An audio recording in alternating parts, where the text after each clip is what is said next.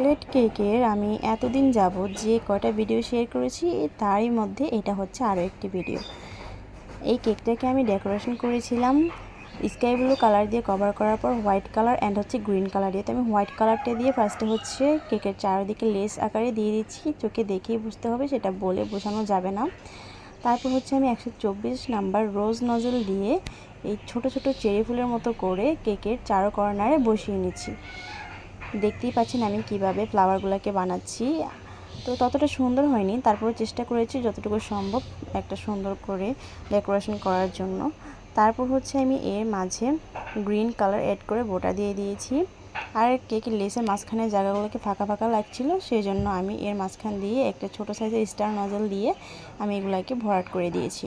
কেমন লাগছে অবশ্যই কিন্তু ছোট্ট একটা কমেন্ট করে জানাতে ভুলবেন না। আর কেকের উপর লেখার সময় যে কী হয় অবস্থা সেটা তো বলে বোঝানো যাবে না। তো লেখার ভিডিও নিয়ে আসছি আরও একটা ভিডিওতে। তো কেমন লাগছে অবশ্যই কিন্তু জানাবেন। এটা পবিত্র ঈদে মিলাদুন্নবী উপলক্ষে একটা কাস্টমাইজ কেক ছিল।